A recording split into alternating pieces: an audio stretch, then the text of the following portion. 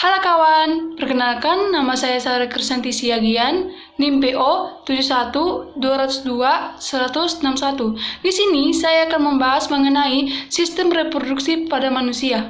Reproduksi. Setiap makhluk hidup selalu bereproduksi. Mengapa? Reproduksi makhluk hidup bereproduksi bertujuan mempertahankan keberadaan jenisnya. Demikian juga manusia. Proses reproduksi diatur oleh sistem reproduksi. Manusia memiliki dua jenis, yaitu laki-laki dan perempuan. Keduanya memiliki sistem reproduksi yang berlainan dan saling membutuhkan. Alat-alat reproduksi pada manusia. Pertama, laki-laki.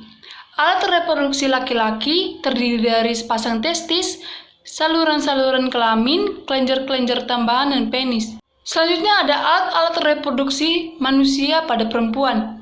Alat reproduksi pada wanita berupa sepasang ovarium, oviduk atau tuba fallopi, uterus, vagina, organ kelamin bagian luar. Alat-alat reproduksi perempuan. Ovarium atau disebut juga dengan induk telur merupakan kelenjar kelamin yang memproduksi ovum sel telur dan menyekresi hormon estrogen dan progesteron. Alat-alat reproduksi perempuan, oviduk atau tuba fallopi yang disebut juga dengan saluran telur berfungsi menyalurkan sel telur ke uterus, rahim dengan gerakan peristaltik dan dibantu oleh gerakan silia pada dindingnya. Selanjutnya ada uterus atau disebut juga dengan rahim, tempat berkembangnya embrio. Selama kehamilan volume uterus mampu mengembang hingga 500 kali. Vagina, tempat penis pada saat kopulasi dan sebagai jalan keluar bayi pada proses kelahiran. Ada organ kelamin luar seperti klitoris atau klentit, struktur yang sama dengan penis. Selanjutnya ada vulva, terdiri atas labium mayor yang disebut bibir besar dan labium minor lebih berkecil. Lubang saluran kencing, lubang vagina, bagian terluar vagina, fundus bagian lipat paha. Di sini saya akan membahas mengenai uterus. Uterus atau rahim, tempat berkembangnya embrio selama kehamilan. Volume uterus mampu mengembang hingga 500 kali. Uterus terdiri dari fundus dasar rahim, korpus uteri, rongga rahim, serviks uteri, ujung serviks yang menuju puncak vagina disebut persio. Bagian-bagian uterus. Ada peritoneum, merupakan bagian luar dan merupakan penebalan yang diisi dengan jaringan ikat, pembuluh limfa dan saraf. Yang kedua ada myometrium, merupakan lapisan tebal yang terdiri dari otot, polos, selain itu pembuluh darah, pembuluh limfa dan saraf. Dan yang terakhir ada endometrium, merupakan lapisan terdalam terdiri atas epitel, pubik, kelenjar-kelenjar dan jaringan dengan banyak pembuluh darah. Untuk fungsi uterus, tempat tumbuh dan berkembang janin. Penahan ovum yang telah dibuahi, saluran gamet spermatozoa, pendorong janin keluar dari plasenta, pengendali pendarahan, tempat berlindung dan memberi nutrisi bagi janin. Tempat berlindung dan pemberi nutrisi bagi janin. Dan tempat implementasi.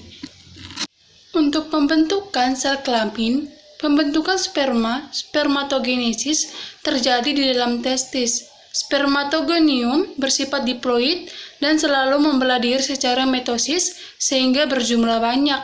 Sebagian spermatogonium membesar menjadi spermatosit primer. Spermatosit primer terus membelah diri secara meiosis membentuk spermatosit sekunder.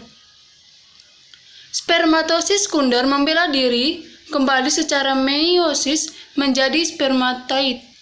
Spermatid berdiferensiasi menjadi sperma. Tiap-tiap sperma memiliki jumlah kromosom setengah dari jumlah kromosom spermatogonium. Untuk pembentukan sel kelamin perempuan, pembentukan ovum atau oogenesis terjadi di dalam ovarium. Oogonium bersifat diploid, oogonium membelah diri secara mitosis. Sehingga berjumlah banyak oogonium berkembang menjadi oosit primer. Oosit primer membelah diri secara meiosis menjadi oosit sekunder dan badan kutub pertama. Oosit sekunder mengandung kuning telur dan sitoplasma. Badan kutub pertama merupakan inti sel yang kemudian membelah diri menjadi dua. Oosit sekunder membelah diri secara meiosis menjadi ootit dan badan kutub kedua. Ootit berkembang menjadi ovum yang haploid. Setiap oosit primer menghasilkan satu ovum. Ovulasi adalah proses keluarnya ovum dari ovarium. Ovum akan bergerak ke rahim. Bersamaan dengan proses ini, di dinding rahim menjadi tebal seperti spons penuh dengan pembuluh darah yang siap menerima zigot. Ini adalah contoh fertilasi atau proses pembuahan. Ini adalah proses peleburan antara satu sel sperma dengan satu sel telur ovum yang sudah matang. Fertilisasi atau proses pembuahan, sel telur yang telah dibuahi berubah menjadi zigot dan menempel pada dinding rahim. Ini ada masa kehamilan. Setelah zigot terbentuk, zigot langsung membelah diri menjadi 2, 4, 8, 16, dan seterusnya. Dalam waktu bersamaan, dinding rahim menebal penuh dengan pembuluh darah siap menerima zigot. Zigot menempel pada dinding rahim untuk berkembang. Zigot berubah menjadi embrio. Terbentuknya plasenta dan tali pusat sebagai penghubung antara embrio dengan ibunya. Embrio dikelilingi cairan amnion untuk melindungi dari bahaya benturan. Usia 4 minggu, embrio mulai membentuk mata, tangan, dan kaki. Pada usia 6 minggu, embrio berkurang 1,5 cm. Terbentuknya otak, mata, telinga, dan jantung sudah berkembang. Tangan dan kaki beserta jari-jarinya mulai terbentuk. Untuk kehamilan masa usia 8 minggu, embrio sudah memiliki organ lengkap. Embrio berubah menjadi janin, fetus.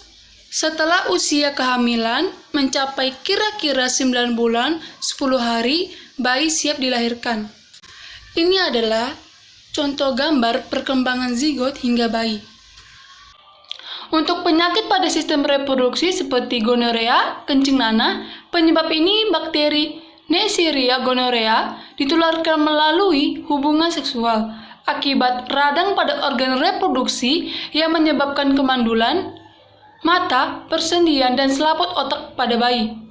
Tanda dan gejalanya terdapat nanah pada ujung saluran kencing dan terasa panas terbakar saat buang air kecil. Yang kedua ada sifilis, penyebab bakteri Treponema pallidum ditularkan melalui hubungan seksual akibat kerusakan organ reproduksi. Pada stadium lanjut, sifilis menyerang hati, susunan saraf, dan otak. Yang ada herpes genital, penyebab virus herpes simplex serotip. Yang kedua ditularkan melalui hubungan seksual akibat gangguan pada organ reproduksi kulit dan menyebabkan kanker rahim. Sekian penjelasan dari saya mengenai sistem reproduksi manusia. Terima kasih.